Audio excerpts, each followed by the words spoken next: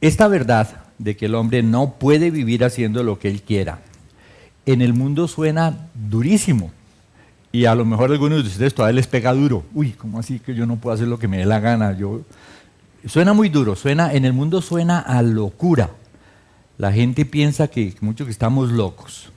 Pero si la gente del mundo piensa que es una locura que no tengamos esa libertad, eso debería confirmarnos de que es una verdad preciosa de la palabra de Dios. ¿Por qué? Porque las verdades preciosas de la palabra de Dios, la gente del mundo siempre las ve como la cosa más absurda del mundo. O sea que si esto parece una locura, es como una confirmación. Veamos, por ejemplo, este caso, Lucas 24:11. Dice, mas a ellos les parecía locura las palabras de ellas y no las creían. ¿Quiénes son? ¿A quiénes les parecían locuras si se ubican? A los discípulos de Jesús, que habían estado 3 años con él. Las mujeres llegaron con el mensaje más espectacular que pueda haber en el universo. Jesús resucitó. ¿Y qué le parecía esa noticia a los discípulos? A los mismos discípulos, locura. Estas viejas enloquecieron. ¿Sí? ¿Por qué? Dice, y no las creían. Por supuesto, Pedro dice que salió corriendo al sepulcro y corroboró que realmente Jesús había resucitado. Ciertamente no hay verdad más preciosa para nosotros que la resurrección de Jesucristo. Pero eso en el mundo eso es una tontería, eso es una locura. Y no solo la resurrección de Jesucristo aparece como una locura, sino el Evangelio. El Evangelio son las buenas noticias de Dios. El Evangelio es un llamado a no puedes vivir como tú quieras, sino como yo quiero. Y ese llamado a vivir como Dios desea es tenido en el mundo por locura. Dice así Lucas 24:11, dice,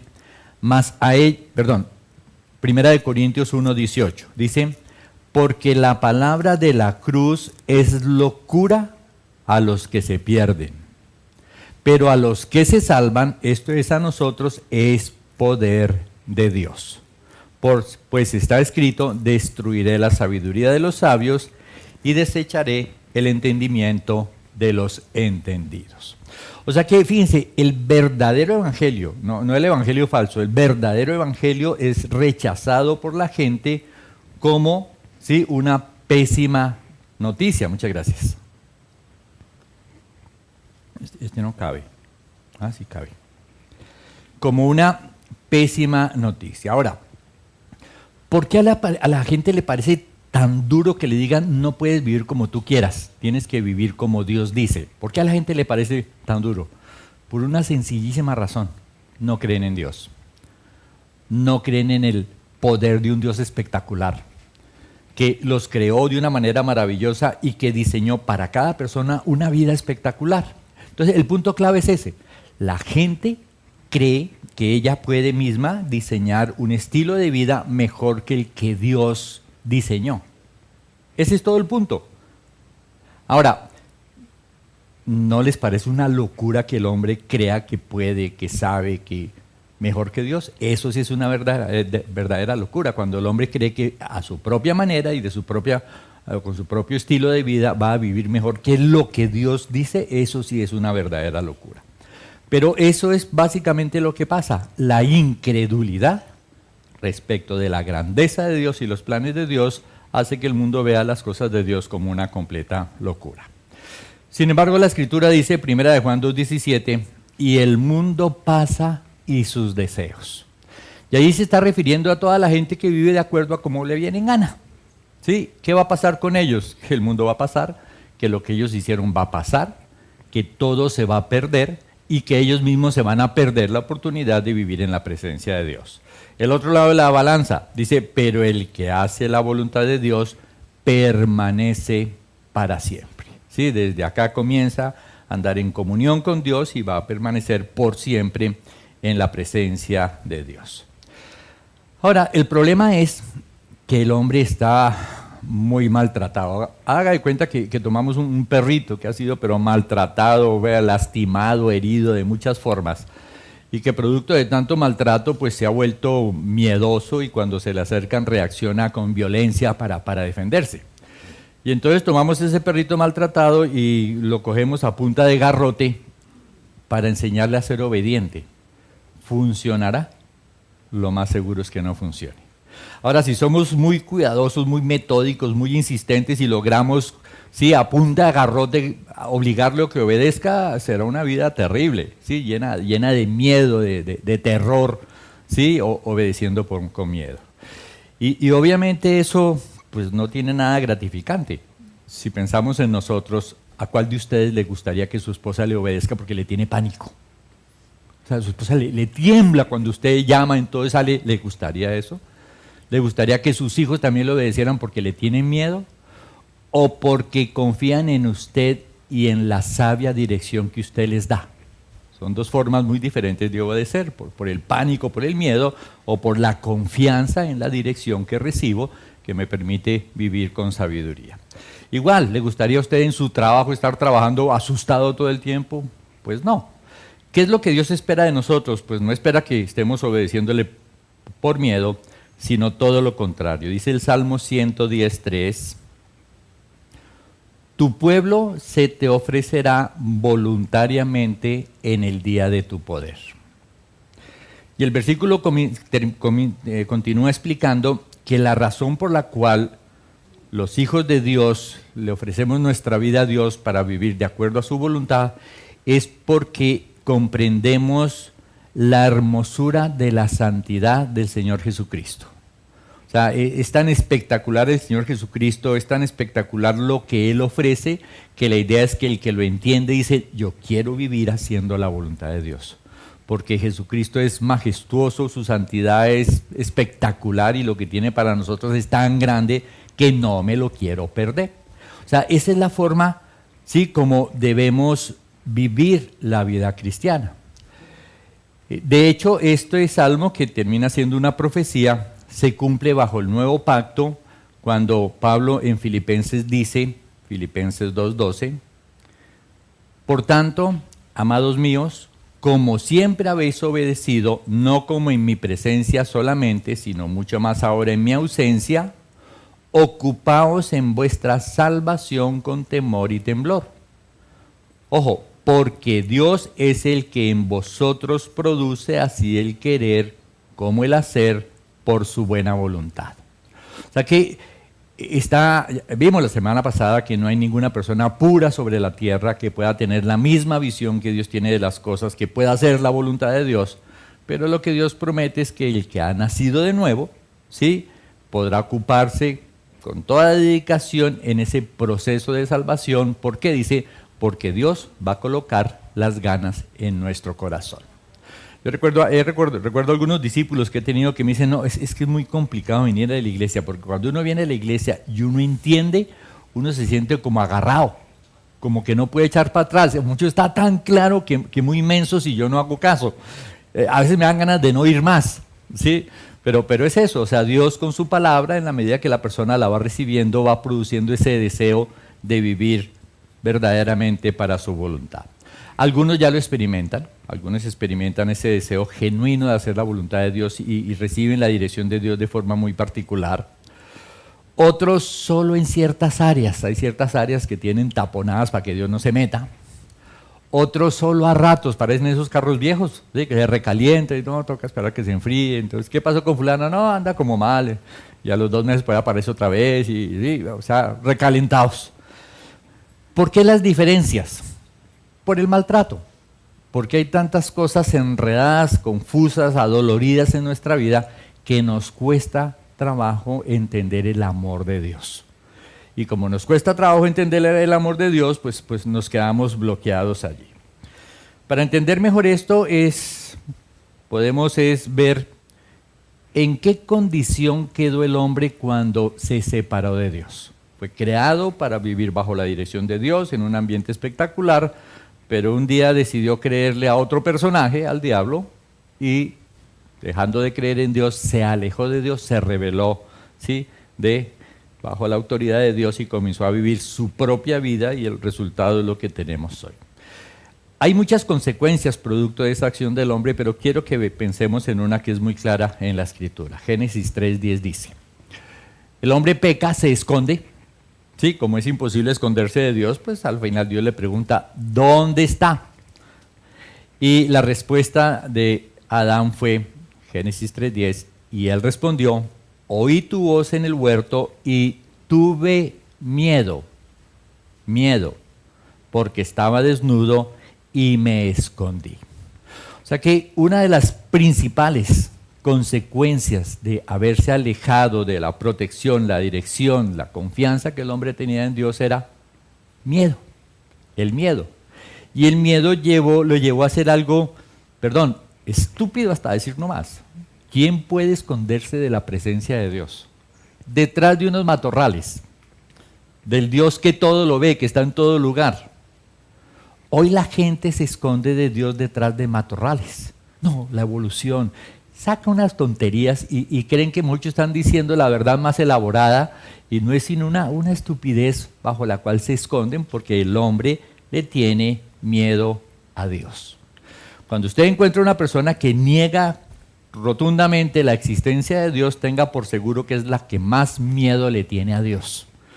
Y la idea es, todos somos pecadores, el hombre teme encontrarse con Dios para ser juzgado por Dios, y como no hay poder, a no ser que crea en Jesucristo para cambiar su vida, ¿cuál es la solución? Pues mata a Dios, Dios no existe. ¿Sí? Otros no terminan eliminándolo completamente, sino que dicen, no, yo creo en Dios a mi manera. Yo les digo, sí, eches el desayuno por la oreja y el pan por la nariz. Fuimos diseñados para comer por la boca, pero usted quiere a su manera, no de acuerdo al diseño. Creer en Dios a la manera es la cosa más tonta, es inventarse un Dios, ¿sí? Para rendirle culto a un Dios que no existe. Pero en definitiva es el miedo, ¿sí? Que el hombre experimenta. ¿Producto de qué? De vivir separado de Dios. El solo hecho de vivir separado de Dios es pecado. Y el hombre experimenta ese miedo y busca de alguna manera solucionarlo. Ahora, al pasar el tiempo, ese mismo temor que los hombres sienten hacia Dios, Dios hizo algo simpático. Colocó miedo en los animales respecto de los hombres. Y eso hizo que los animales se volvieran violentos. Y además cambió la alimentación. El hombre era vegetariano, los animales eran herbívoros. De allí en adelante, tanto el hombre como los animales comenzaron a consumir carne. Y entonces el miedo que los hacía violentos, esa violencia se aumentó porque el animal necesitaba matar a otros para comer. Y de forma similar ha pasado con los hombres. ¿Sí? El hombre se llenó de miedo. ¿Sí? También cambió los objetivos en su vida, ya no es agradar a Dios, sino conquistar al mundo, y el hombre también se volvió violento contra otros hombres para lograr sus objetivos. O sea, ¿qué es lo que vemos? Que el miedo es el conductor de todas estas acciones de los hombres. El miedo, el temor, la angustia, ahora se llama estrés, pero es todo realmente es lo mismo. Dice así Génesis 9:2. Génesis 9:2 dice: el temor y el miedo de vosotros estarán sobre todo animal de la tierra y sobre toda ave de los cielos. O sea, de allí es.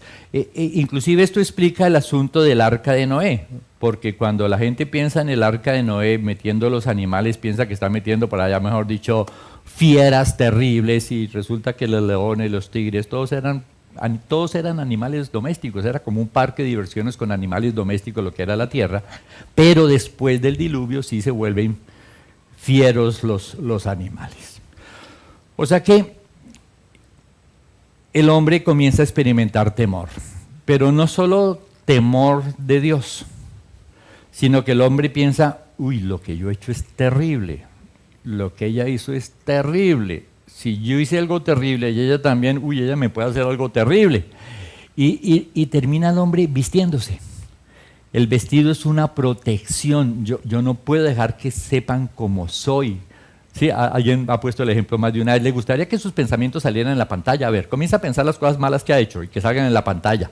Yo creo que todo el mundo apagaría la mente y saldría corriendo para que no salgan los pensamientos en la pantalla. El hombre se protege escondiéndose, el vestido representa eso. La apariencia de la gente es una forma en que la gente se esconde. ¿Sí? A veces conocemos gente muy violenta y es normalmente la más miedosa. La gente que no tiene miedo se porta de manera diferente. Yo recuerdo un amigo que era flaquitico, pero era un karateca ni el tenaz, tercer dan, cinturón negro. Y alguna vez fuimos a una fiesta y aparecieron esos bravucones borrachos fregándole la vida y lo empujaba y todo eso. Y el fresco se aguantó toda la fiesta. Y al final de la fiesta le dijo, camine. Entonces salió todo el grupo de la fiesta allá al frente en el pasador, era en Bogotá. Y entonces el otro vino todo violento y se acercó y ¡pum! Un solo golpe. ¡Pum! Cayó en el piso y nos fuimos. ¿Sí? Calmado todo el tiempo, con la seguridad de que él podía enfrentar esa situación. ¿Sí? La violencia que el hombre sí genera es producto de eso, del miedo que sienta. Ahora, no hay duda, el miedo que los hombres experimentamos es consecuencia de estar alejados de Dios, de no conocer a Dios, de no conocer su amor, de no conocer o no creer en sus promesas. En otras palabras, sentir miedo es pecado.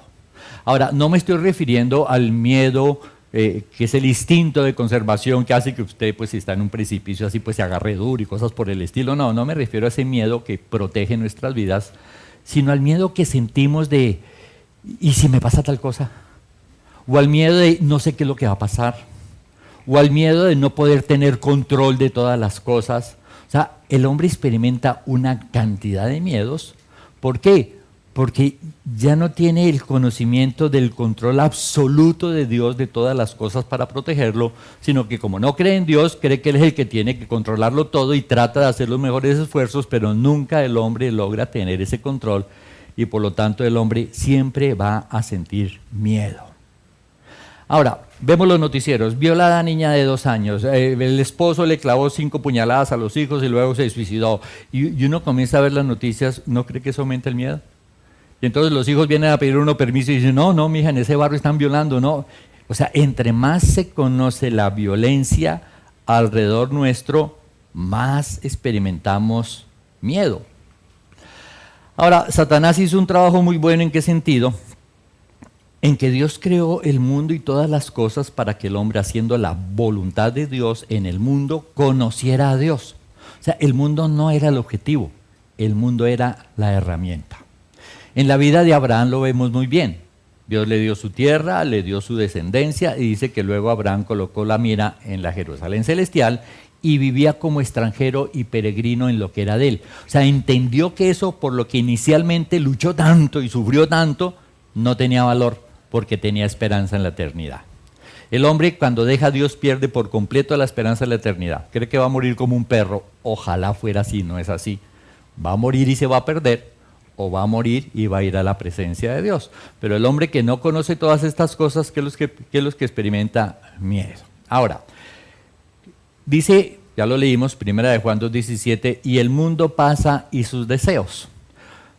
Lo que logró Satanás que el hombre hiciera es que dejara de amar a Dios y comenzara a amar el mundo. Y entre más ama una persona al mundo, más miedo experimenta. Porque el trabajo del diablo fue eso. ¿Sí? Convenció al hombre de que ciertas cosas son necesarias para vivir feliz.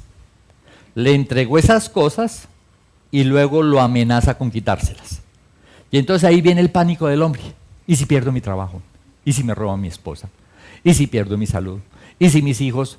Ahora, imaginémonos que no amáramos nada del mundo o que no tuviéramos nada. Se eliminarían infinidad de miedos. Si estando aquí lo llaman a usted y le dice, vea, un tipo se metió a su casa, usted dice, no importa, debe ser que entró a sacar la basura. O me va a pasear el perro. No, si alguien le dice que se metió un tipo en su casa que está desocupada, ¿usted en qué va a pensar? Ay, los dólares que dejé debajo del colchón, ojalá no los encuentre. Ay, el computador. Ay, acabo de comprar el televisor. Usted va a pensar en las cosas que más ama y sus temores van a estar centradas en esas cosas que teme perder, que le costaron, que le proporcionan cierto placer. O sea, es el amor a las cosas del mundo lo que aumenta de una manera exponencial todos los miedos que tenemos. Yo he conocido a algunos misioneros que Dios los dirige a vivir de una forma increíble. Yo me quito el sombrero. En estos días oí a alguien que estaba en Estados Unidos con otra persona y apareció en África. Dice, aparecí en África. Sí, o sea, Dios lo llevó al África y lo conocieron porque iba por una iglesia y Dios lo vio a ir a otra. Y son personas normalmente que no tienen nada.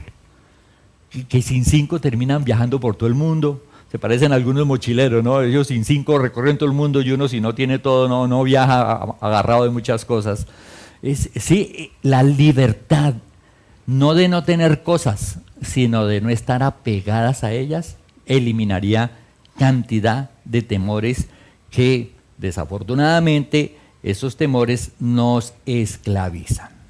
Mire, es tan serio esto del temor, producto del amor a las cosas del mundo, que en 1 de Juan 2:15 dice, no améis al mundo. Esto es parecido a no haga su voluntad. ¿Sí? La gente, ¿para qué vive? Para conquistar el mundo. Y que te diga, no, ese no es el objetivo, otra locura. Pero no améis al mundo ni las cosas que están en el mundo. Es un mandato que protege nuestra vida de infinidad de temores. ¿Sí? Seríamos libres si obedeciéramos al pie de la letra. Peor aún, dice, si alguno ama al mundo, el amor del Padre no está en él. El amor al mundo, que conlleva sentir un montón de temores, no me deja experimentar el amor de Dios. ¿Sí? No me deja experimentar el amor de Dios. Si no amara al mundo, podría ver con claridad, ¿sí?, el amor de Dios. Y es por eso, sí, que más adelante, 1 de Juan 4:18, insiste con este pecado del temor y cómo el amor de Dios es la respuesta. 1 de Juan 4:18 dice, en el amor no hay temor, sino que el perfecto amor echa fuera el temor, porque el temor lleva en sí castigo, de donde el que teme no ha sido perfeccionado en el amor. ¿Y a qué temores se refiere? A todos. ¿Y si me enfermo? ¿Y si no me enfermo? ¿Y si me entra la patica para el arriendo? ¿Y si vendemos? ¿Y si no vendemos? ¿Y si el gobierno? ¿Y si tal cosa? Y llenos de temores, ¿sí?, respecto de cosas. La Escritura nos habla continuamente en contra de eso. Por nada estéis afanosos. ¿Sabe? Está diciendo, usted no debe tener no solo ningún temor, ningún afán, debe estar tranquilo. ¿Tranquilo por qué? Porque Dios ha hecho promesas de sobra que son suficientes para vivir la vida que tenemos que vivir. De hecho, el asunto es que el temor, el que no ha sido perfeccionado en el amor, pues no conoce a Dios verdaderamente, y una de las formas de conocer a Dios es conocer y entender sus promesas. Cuando yo conozco sus promesas, voy entendiendo qué clase de Dios tengo. Cuando el problema con el miedo es que no solo es la jartera de estar asustado. Yo he escuchado, algún predicador escuché alguna vez que le decía, me da miedo tener miedo. Sí, me da miedo tener miedo. Sí, porque el miedo esclaviza. Sí, el miedo paraliza. ¿Cuánta gente dice, no, yo haría tal cosa y queda, pero paralizado? En estos días vi un video en televisión, me pareció increíble. Un peladito que cogió un tiburón y lo mordió y le cogió la pierna. Y él, aunque estaba ahí en las fauces del tiburón, fue capaz de coger y chuzarle los ojos y morderle el hocico al tiburón. Yo decía, o sea, qué lucidez en medio. La mayoría de la gente ahí lo que hace es le da un paro cardíaco y se muere de una vez. Pero me impresionó la lucidez de ese muchacho, como de 10, 15 años, que se agarró y mordió, sí, al tiburón en la nariz, sí, para que lo soltara. Al fin el tiburón ni siquiera no lo soltó. Sí, tuvieron que sacarlo con tiburón y todo. Ya cuando iba en la camilla, el tiburón por fin aflojó, que estaba asfixiando. Pero me impresionó la lucidez. Eso no es lo normal. Lo normal es que el miedo paraliza a la gente. El miedo esclaviza. Ahora, si el gestor, el que propuso los cambios para que el hombre experimentara el miedo es el diablo, entonces el miedo nos liga ¿con quién? Con el diablo. Cuando dejamos que el miedo nos esclavice, el diablo está actuando como nuestro amo. Y eso impide que experimentemos el amor de Dios. De hecho, es tan efectivo el miedo que Dios lo usó para defender a su pueblo escogido. Dios lo usó para defender a su pueblo escogido. Les hizo esta promesa, Deuteronomio 11:25. Nadie se sostendrá delante de vosotros. Miedo y temor de vosotros pondrá Jehová vuestro Dios sobre toda la tierra que pisares, como Él os ha dicho. Y esta promesa se cumplió. El pueblo de Israel no era el más grande, no era el más poderoso. Dice, usted era un gusano, yo lo escogí por ser el más pequeño. pero van a conquistar la tierra y yo, dijo Dios, voy a hacer que todo el mundo ande asustado de ustedes. Si usted revisa la historia de Balaam, Balaam fue contratado por unos señores que le dijeron, allá viene un pueblo que está destruyendo a todos los pueblos, y era el pueblo de Israel. Efectivamente, el miedo hizo que Israel, donde iba pisando, iba conquistando la tierra. Fue tanto el temor que llegaron a cogerle que hubo ocasiones donde el ejército enemigo estaba acampando, era de noche y pasó algo y del pánico que le tenían se levantaron todos y entre ellos mismos se mataron todos. Y cuando al otro llegaban los hebreos, todos se habían matado entre ellos del puro pánico que sentían.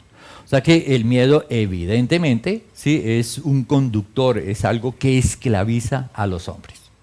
Ahora, por supuesto que hay una enorme diferencia entre ser motivados por el miedo para hacer lo correcto a ser motivados por el miedo a hacer lo incorrecto. ¿Ya? Hay una enorme diferencia. Hay gente que le dice a uno, uno no le debe tener miedo a Dios. Bueno, es cierto, uno no le debe tener miedo a Dios cuando le está obedeciendo, pero cuando no. ¿Cuando no qué? Fresco. O sea, Dios es cualquiera, no importa que lo ofendamos. ¿Será así? Pues la Escritura dice lo contrario, dice Isaías 8:13, a Jehová de los ejércitos, a él santificad. Sea él vuestro temor, un respeto reverente ante su grandeza, pero también dice que, y él sea vuestro miedo. Ahora, ¿cuál es el punto?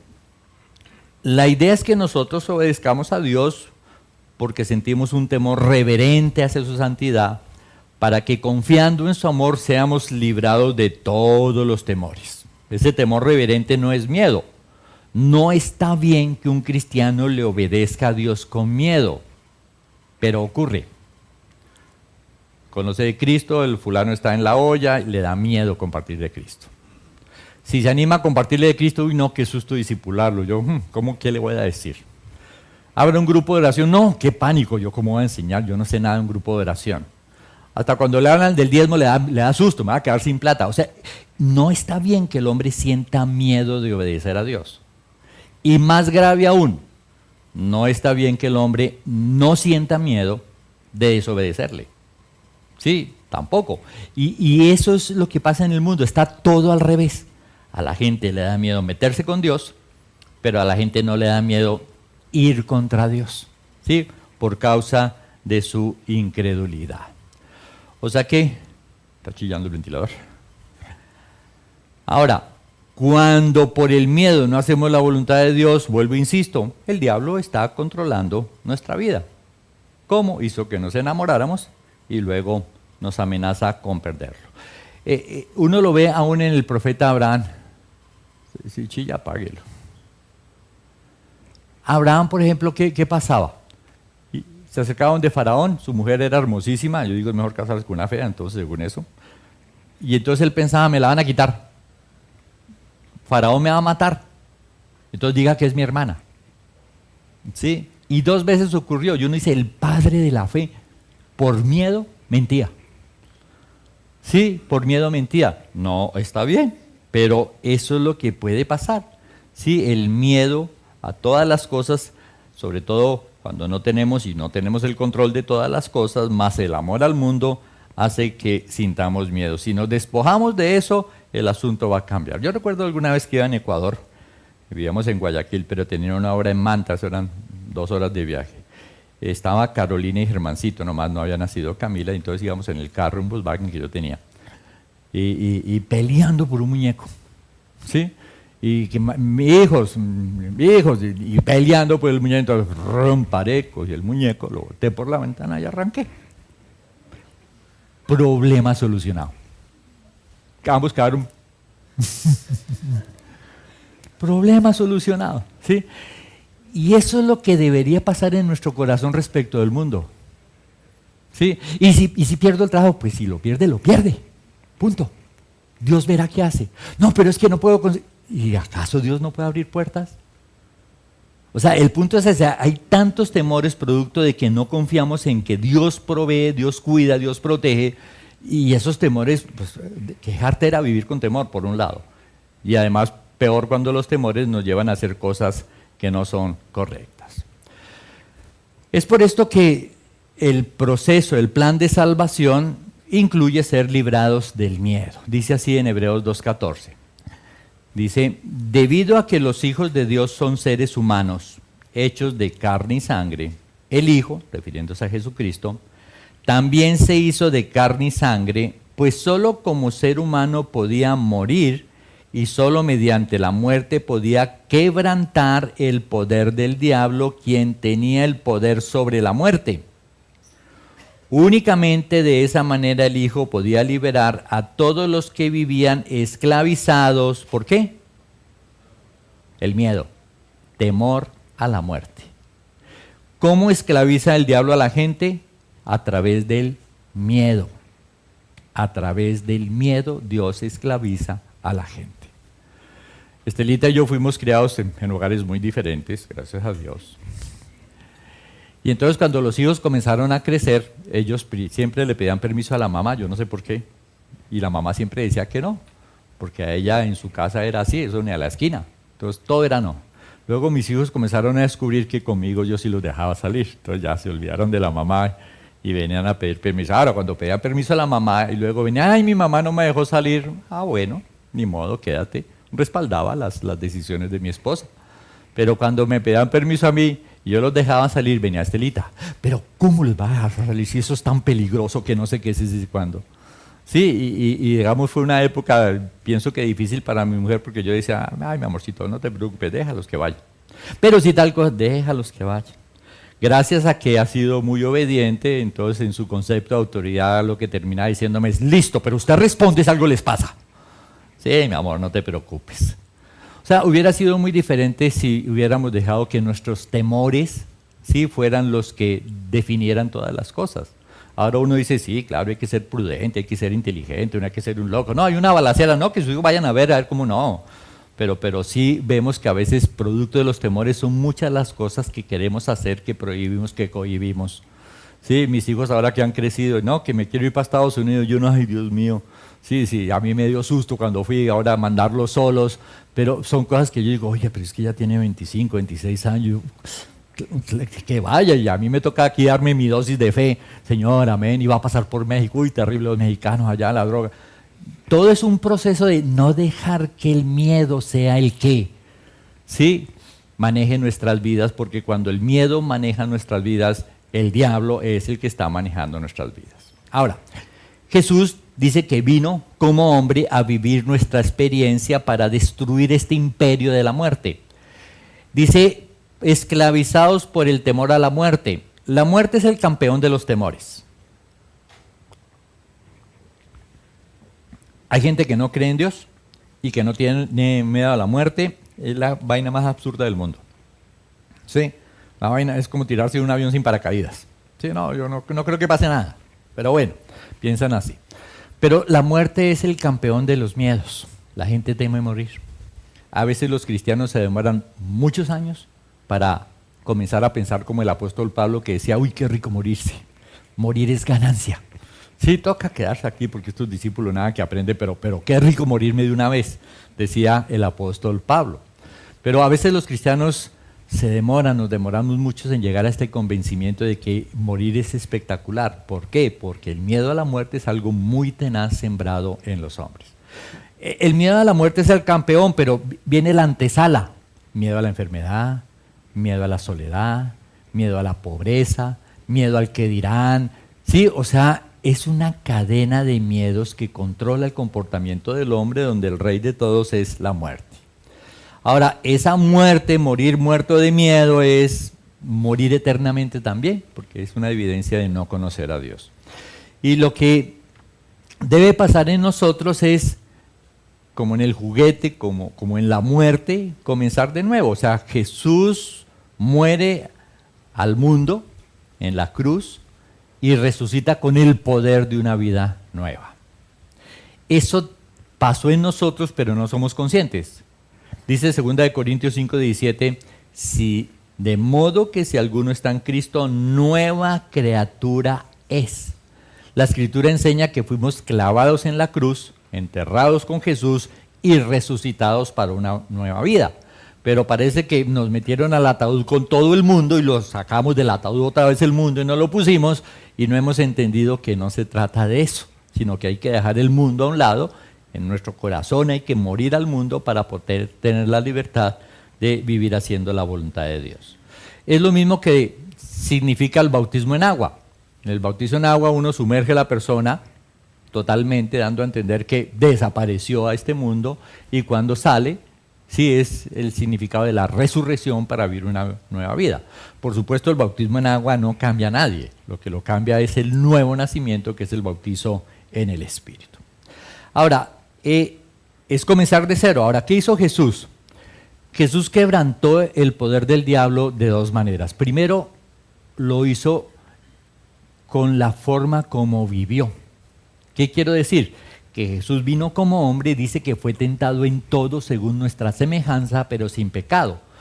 Jesús fue víctima de los ataques de Satanás, que él le propinaba para tratar de que dejara de hacer la voluntad de Dios. Entonces, cuando lo encuentra en el desierto, después de 40 días de ayuno, ¿qué es lo que le dice? Usted aguantando hambre aquí, si usted fuera hijo de Dios estaría comiendo, pero mejor dicho, quién sabe dónde, por allá. Sí, pero aquí aguanta. Convierta esas piedras en pan y coma. Usted que le dio a comer a las multitudes. Y Jesús dice, no solo de pan vivirá el hombre, yo vengo a hacer la voluntad de Dios. Luego lo enreda con la palabra de Dios. Ah, no, la palabra de Dios dice que Dios mandará ángeles, tírese de la punta del edificio y verá que el Señor lo sostiene ahí. No tentarás al Señor su Dios. Y el último ofrecimiento que le hace, Mateo 4:8. Otra vez le llevó el diablo a un monte muy alto y le mostró todos los reinos del mundo y la gloria de ellos y le dijo, todo esto te daré si postrado me adorares. No hay nadie que haya sido poseedor de todo esto. Jesús no le discute, no, usted no es el dueño de eso. No le discute. ¿Sí? Realmente le estaba ofreciendo todo el mundo. Va a quedar bajo su poder, su autoridad. Toda la gloria, toda la riqueza se la entrego, ¿sí? Si usted deja de vivir para Dios y me adora. Ahora, la adoración no es que usted viene aquí, se postra y Dios, eres santo, santo, y sale y sigue con los mismos malos pensamientos y la misma mala vida llena de temores y el otro domingo vuelve aquí. No, eso no es la adoración. La adoración es una forma de vida. Cuando usted vive para hacer la voluntad de Dios, vivir haciendo la voluntad de Dios es adorar a Dios. ¿Qué es lo que le pedía el diablo a Jesús? Algo muy sencillo. No es tanto que se postrara a él. Aquí está el mundo. Viva conforme el mundo dice. Disfrute. Coma y beba que un día va a morir. O sea, la gente que vive de acuerdo a lo que el mundo enseña está viviendo en adoración a Satanás, porque está viviendo de acuerdo al sistema del mundo que Satanás ha creado, desvirtuado completamente. El cristiano que nace de nuevo y vive haciendo la voluntad de Dios está viviendo en adoración a Dios. Y obviamente cada lado, ¿sí?, tiene sus consecuencias. La adoración a Satanás, por ejemplo, implica que el carácter debe ser transformado. Parecido a lo que pasó cuando los animales vegetarianos se volvieron, ¿sí?, carnívoros. Como Satanás ha cambiado los objetivos que el hombre tenía sobre la tierra, Satanás necesita cambiar también el carácter del hombre para que pueda disfrutar del mundo. Entonces, ¿cuál es el carácter de una persona que disfruta del mundo? Pues dice Gálatas 5:19, y manifiestas son las obras de la carne, que son, y fíjense que estos pecados son los que la gente usa para disfrutar del mundo. ¿Cuáles son? Adulterio, fornicación, inmundicia, lascivia, idolatría, hechicerías, enemistades, pleitos, celos, iras, contiendas, disensiones, herejías, envidias, homicidios, borracheras, orgías y cosas semejantes a esas. Ese es el carácter apropiado para conquistar el mundo. Como decía alguien, para amasar una fortuna haciendo harina a los demás. O sea, a la gente no le importa lo que pase aquí, lo que pase allá, quién sufra, quién no sufra. Lo importante es que yo pueda hacer la vida que yo quiero y disfrutar como yo quiero. O sea que la adoración a Satanás cada vez corrompe más el carácter. ¿Cuál es el carácter necesario para hacer la voluntad de Dios? ¿Cuál es la actitud necesaria? ¿Ustedes creen que estar predicando aquí lleno de odio o usted allá orando pero con un resentimiento y una amargura, o cuidando a su esposa pero con ganas de ahorcarla, ¿usted cree que esas acciones que Dios ordena hechas con esa mala actitud sirven de algo? No sirven para nada. ¿Qué es lo valioso de cuando seguimos las instrucciones de Dios? Que lo hagamos con amor, gozo, paz, paciencia, benignidad, fidelidad, mansedumbre y templanza. Si esas no son los sentimientos, las actitudes al actuar, estamos perdiendo el tiempo. Porque imagínense, ¿sí? Por estos días hablaba con alguien de unos pastores con unas actitudes que uno dice, Dios mío. Recuerdo que una vez alquilamos una finca para un retiro y el muchacho terrible de una iglesia le alquiló a otra iglesia muy grande, y llegó a esa iglesia muy grande y nosotros teníamos la finca y yo para arreglar el asunto le dije, pues pongamos una cinta y dividimos y la gente de ustedes allá, la nuestra acá, al dueño de la finca, y dijo, sí, listo, le arreglé. Y luego le prestamos la cancha de fútbol, la cancha de fútbol que va a nuestro lado, ¿sí? La piscina que va al lado de ellos, pero luego ellos querían jugar fútbol. Entonces pues, le dijimos, prestémosle la cancha. Y allá fue el pastor con sus discípulos a jugar, y cuando después ya que nosotros queríamos jugar, alguien fue a pedirle la cancha, y ese pastor se agarró a golpes, mejor dicho, a insultar, a de todo. Y uno decía, increíble, increíble cómo... Sí, y ¿sabe qué pasó después? Cuando la gente se enteró, porque la gente no se da cuenta que yo era el pastor muchas veces, cuando la gente se enteró que yo era el pastor, allá fueron como unas 10 personas, así uno por uno. Ay, mire, es que yo vengo a pedirle disculpas, sí, por mi pastor. Es que es un poquito como violento a ratos, ¿no? No, qué maravilla. Sí, qué testimonio de bondad, de mansedumbre, de templanza. No, lo importante es el carácter. Entonces, conquistar el mundo deforma el carácter cuando no se está confiando en Dios. Cuando son los miedos y los temores los que me empujan, se va a deformar mi carácter.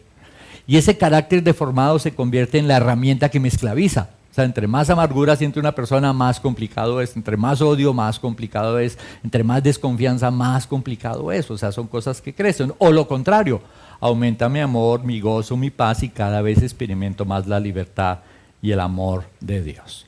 O sea que eso era lo que le ofrecía el diablo a Jesús, y Jesús le dijo, Mateo 4:10, entonces Jesús le dijo, vete, Satanás, porque escrito está, al Señor tu Dios adorarás y a Él solo servirás.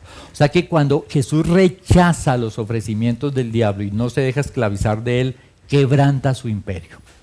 Pero no solo hace esa parte, sino la otra. Cuando muere en la cruz y resucita, al justificarnos, quebranta la muerte eterna, porque ya el hombre no está condenado indefectiblemente a ir para el infierno, sino que si se acerca a Jesús, obtiene su salvación, su liberación.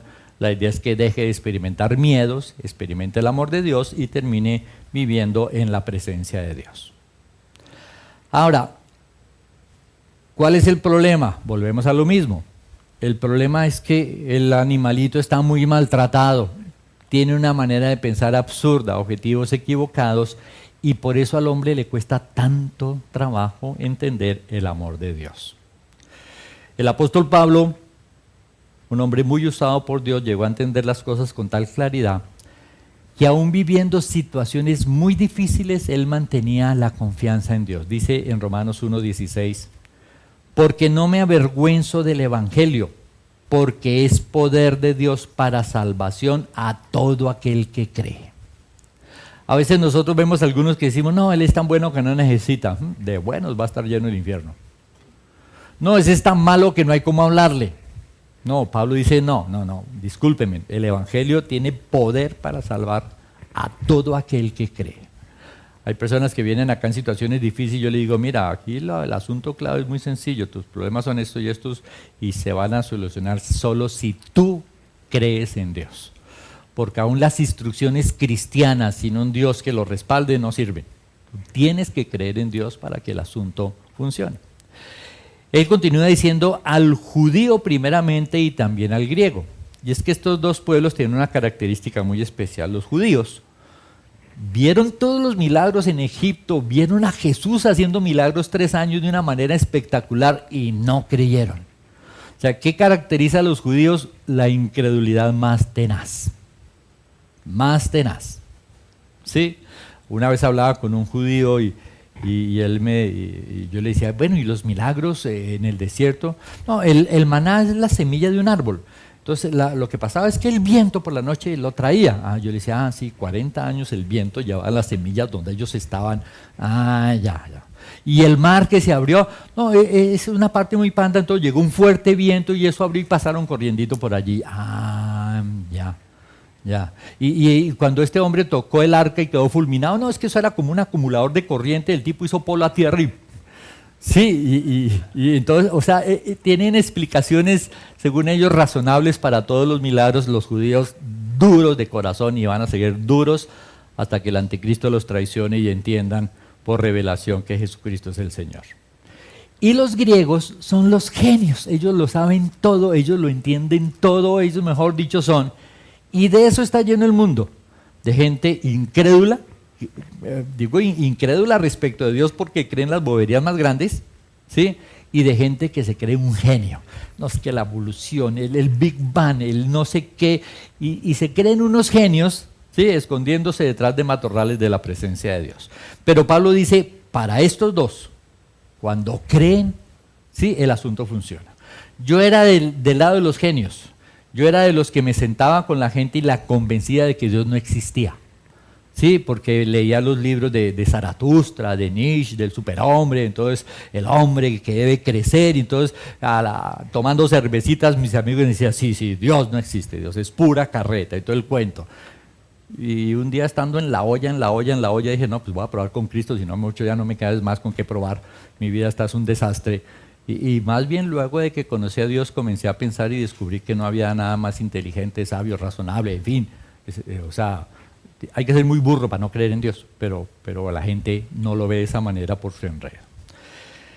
El asunto es que Pablo dice, no me avergüenzo del Evangelio porque es poder para salvación. Ahora, aún en situaciones supremamente difíciles, Pablo no perdía la visión, ¿sí? Del poder y del amor de Dios.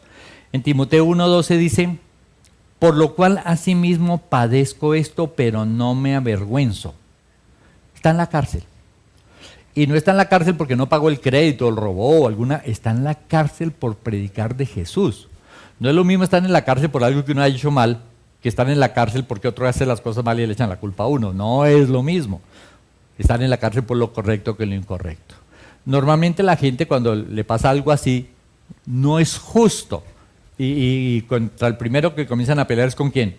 Pero Dios, ¿por qué a mí si yo me he portado bien?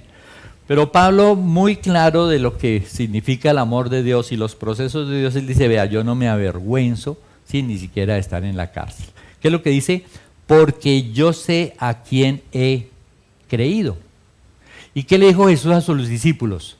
Si ustedes predican la verdad, los van a perseguir y aún llegará el momento en que los maten pensando que le hacen un favor a Dios.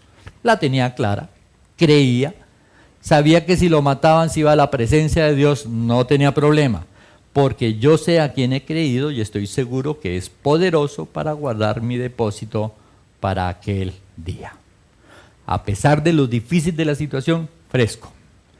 Pero no nos pasa así a todos. A veces a nosotros, cuando la situación está color de hormiga, aparecen los temores y se agrandan, vienen las dudas, las inquietudes, las quejas, las inconformidades y terminamos lamentándonos.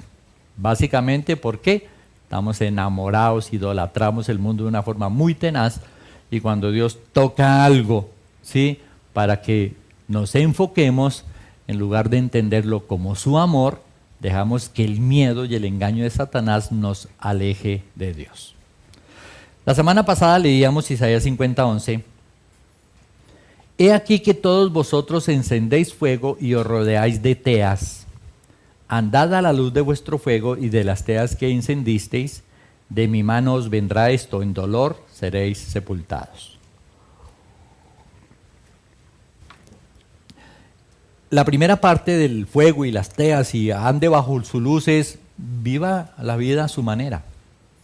No le haga caso a la luz de Dios. Pero cuando el hombre decide hacer eso que dice Dios, yo voy a estorbar su vida. La pregunta es, ¿y por qué estorba nuestra vida?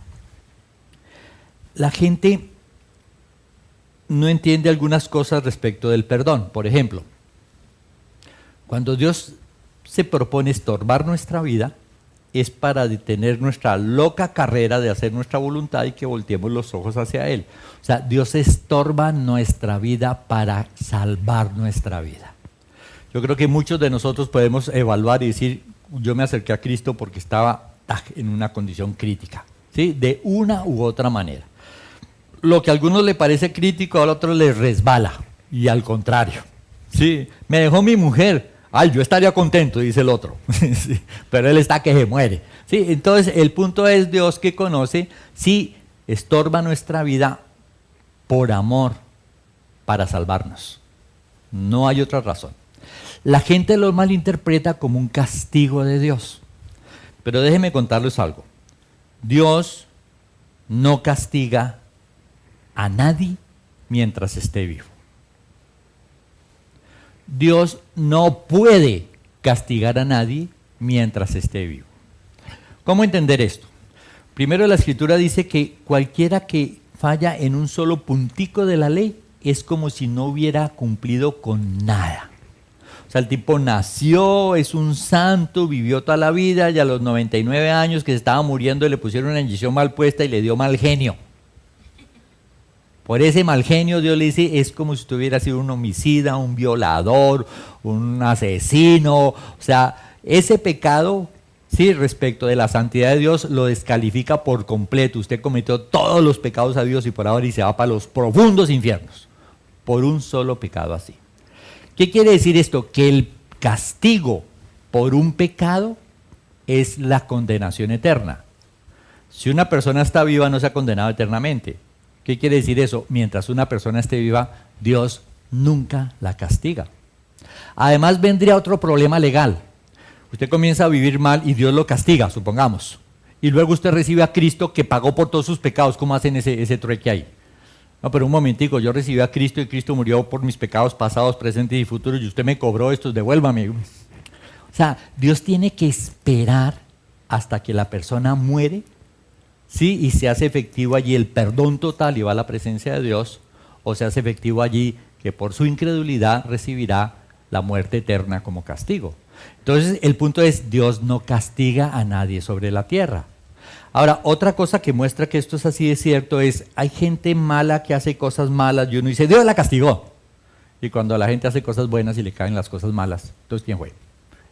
Dios se ha descuidado y el diablo, no. Todo lo que le pasa a la gente, por triste, por fuerte, por doloroso que sea, son solamente pequeñas cosas que Dios usa para buscar encaminar el hombre hacia el amor de Dios. Todo lo que usted ha vivido, por difícil que sea, ¿sí? Ya sea porque usted haya actuado bien o haya actuado mal, ha sido sincronizado por Dios. ¿Para qué? Para que usted y yo nos acerquemos a Dios porque nos ama. ¿Qué quiere decir eso? Que toda acción a nuestro alrededor no es sino la manifestación total, completa, efectiva del amor de Dios. ¿Qué no nos deja ver esas cosas como el amor de Dios? El engaño de Satanás y el amor al mundo. El engaño de Satanás y el amor al mundo. Y entonces, en esa forma absurda de ver las cosas, terminamos alejándonos de Dios. Es más, cuando Dios le mueve el piso, hay algunos que, no entendiéndolo y dando vía libre a sus temores, se resienten y menos se acercan a Dios. Y hay otros que se acercan de mala manera, se acercan solo para recuperar aquello que perdieron.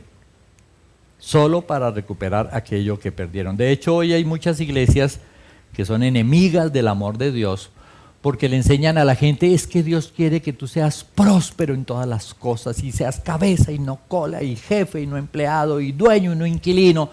Y con esa cantidad de mentiras que le dicen a la gente, cuando la gente va a vivir la vida y no le funciona, ¿qué piensa la gente? Y entonces va donde su pastor y su pastor le dice, no, es que usted algún pecado debe tener por ahí. Sí, y entonces el hombre se cuida de todos sus pecados y sigue para abajo. Y vuelve allá a consultar y dice, no, es que a usted le falta es fe, mejor dicho, más fe.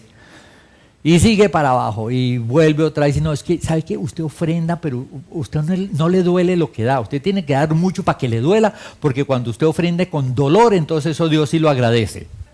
Esas enseñanzas dan. Y la Escritura dice todo lo contrario. Dios ama al dador alegre. O sea que es falso. Pero es el engaño. Sí, entonces enseñan que el amor de Dios es darte todas las cosas, cuando la verdad es que el amor de Dios es capaz de quitarte todas las cosas para salvarte de la condenación eterna. Es completamente diferente. Pero entonces estas iglesias torcidas lo que hacen es envenenar a la gente, volverlas codiciosos, ¿sí? Y hacer que se enreden en su relación con Dios. He escuchado que muchos dicen, no, yo decidí volver a la iglesia católica, era más fácil, ya no me sacan la plata. ¿Sí? Producto de eso, del engaño tan tenaz.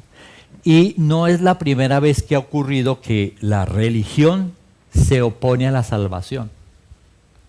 Es tan increíble este amor al mundo que aún vemos al pueblo de Israel escogido para traer el mensaje de salvación. Los profetas que anunciaban la salvación, a Jesús. Y este pueblo de Israel escogido para ser el instrumento ha sido el más grande enemigo de la salvación. El más grande enemigo de la salvación.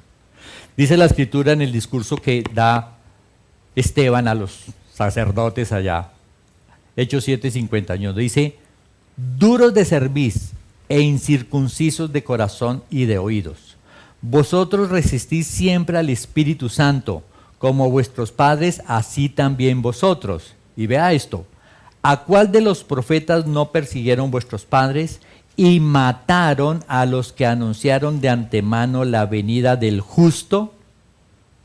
Mataban a los profetas que anunciaban la venida de Jesús. ¡Qué maravilla! El pueblo de Israel. Dice, de quien vosotros ahora habéis sido entregadores y matadores. O sea, no solo mataron a los profetas, cuando vino Jesús lo mataron también. O sea, no ha habido pueblo más enemigo de la salvación. Sí, ahora igual todo estaba cuadrado por Dios. La Escritura dice que cuando lo cogieron y lo mataron fue con el predeterminado y anticipado conocimiento de Dios. Estaba diseñado de esa manera.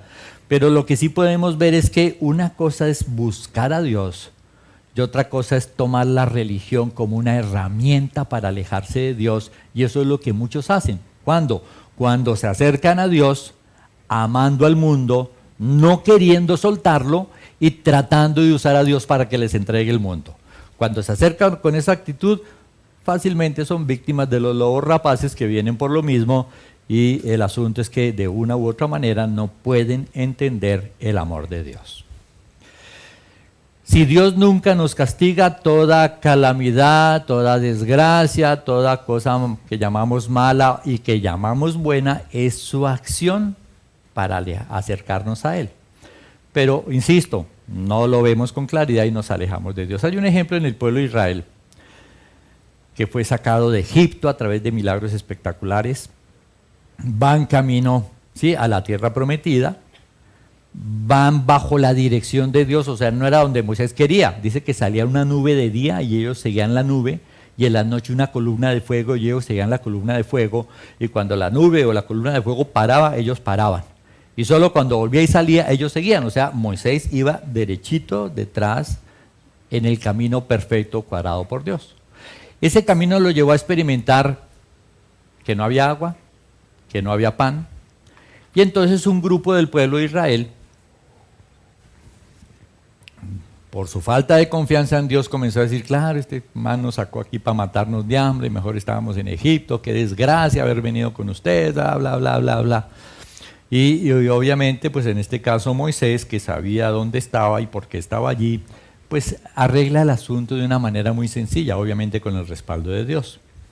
Cogió a ese grupo de rebeldes y les dijo lo siguiente, Números 16:29. Si como mueren todos los hombres murieran estos, los hombres mueren de viejos, o si ellos al ser visitados siguen la suerte de todos los hombres, Jehová no me envió. Si como mueren todos los hombres de viejos, mueren estos, o si Dios viene y no hace nada y siguen igual, entonces yo estoy equivocado. Dios no me envió. Sí, yo estoy aquí de loco, sí, haciendo estas cosas. Dice, mas si Jehová hiciere algo nuevo y la tierra abriere su boca y los tragare con todas sus cosas y descendieron vivos al Seol, entonces conoceréis que estos hombres irritaron a Jehová. ¿Qué tal? Yo cuando pienso en eso, ¿qué tal que aquí hubiera un grupito todo rebelde, que no sé qué, que así no es la doctrina? Y yo dijera, bueno, si ustedes tienen razón, que sigan vivos, pero si estaban equivocados, que se abra aquí el piso de los trague. Tenaz, ¿verdad? Dice, y aconteció que cuando cesó de hablar todas estas palabras, se abrió la tierra que estaba debajo de ellos, abrió la tierra su boca y los tragó a ellos, a sus casas, a todos los hombres de Coré y a todos sus bienes, y ellos con todo lo que tenía descendieron vivos al Seol y los cubrió la tierra y perecieron en medio de la congregación. Ahora, en el desierto, o sea, se abrió la tierra, se tragó, quién sabe, 100, 200, 300 personas con todo el rum, se cerró, quedó nada. Moisés tenía razón, ¿sí? El pueblo no tenía razón, ¿sí? La rebeldía es algo muy contagioso. Igual la amargura es algo muy contagioso. La rebeldía, eso es como pólvora, ¿sí? Se prende, ¿sí? Eso es algo increíble. Esta acción de Dios, ¿por qué? El objetivo era llegar el pueblo a la tierra prometida, pero si el pueblo se rebelaba y no quería seguir caminando, no iba a llegar a la tierra prometida. ¿Qué hace Dios? Acaba con los rebeldes para que el pueblo pueda llegar a la tierra prometida. ¿Qué fue esto? Un acto de amor. Usted tiene 1000 vacas, se le enferman 10 vacas, se le apestan, ¿qué hace? Ay no, pobrecitas, dejémoslas, que apesten las demás. No, pues las saca y las sacrifica y asunto arreglado. Sí, se saca la manzana podrida para arreglar el asunto que está allá. Es un principio que se ve muy claro en la Escritura. Bajo la ley, cuando los muchachos estaban rebeldes, ¿sí? Alguno de los padres podía decir, no, mi hijo es un rebelde, es un necio, y todos lo sacaban a la puerta y lo apedreaban y lo mataban por no hacer caso, por andar borracho, y entonces el resto del barrio pues, se componía al menos por un rato del susto. ¿Sí? Acciones que no son entendidas como acciones de amor, sino como, uy, qué terrible. ¿Y qué terrible? ¿Por qué? Porque el hombre no es consciente de lo grave que es el pecado y de lo grave que es la condenación eterna. Entonces, por eso no puede entender el amor de Dios. O sea que Dios lo que les hace es un favor. ¿Qué pasó con el resto? Números 16:34. Y todo Israel, los que estaban derredor de ellos, huyeron al grito de ellos. O sea, cuando se abrió la tierra y comenzaron a gritar los que se hundieron, los otros salieron corriendo. Porque decían, no nos trague también la tierra. ¿Por qué pensarían eso? ¿Será que ellos también estaban pensando lo mismo que los otros, pero no lo manifestaban? Puede pasar eso, la rebeldía pasiva. Dio susto, ¿sí? Entonces, pues salieron corriendo. El hecho es que Dios hizo lo que tenía que hacer. ¿Qué pasó? Dice Números 16:41, el siguiente día, toda la congregación, o sea, ya no era el grupito de Coré, Datán y Abirán, sino toda la congregación de los hijos de Israel murmuró contra Moisés y Aarón diciendo, vosotros habéis dado muerte al pueblo de Jehová. Uno dice, ¿qué? O sea, ellos llegaron a pensar que Moisés, él personalmente tenía el poder de que se abriera la tierra para tragarse a sus enemigos. Sí, no, o sea, y eso que era el pueblo que había visto los milagros en Egipto, poderosos contra el pueblo de Egipto. O sea, es como que hay tan mala actitud en su corazón y tanta desconfianza y tanto miedo que ya encontraron otra disculpa para rebelarse ante aquel que Dios había mandado para salvarlos, que era Moisés.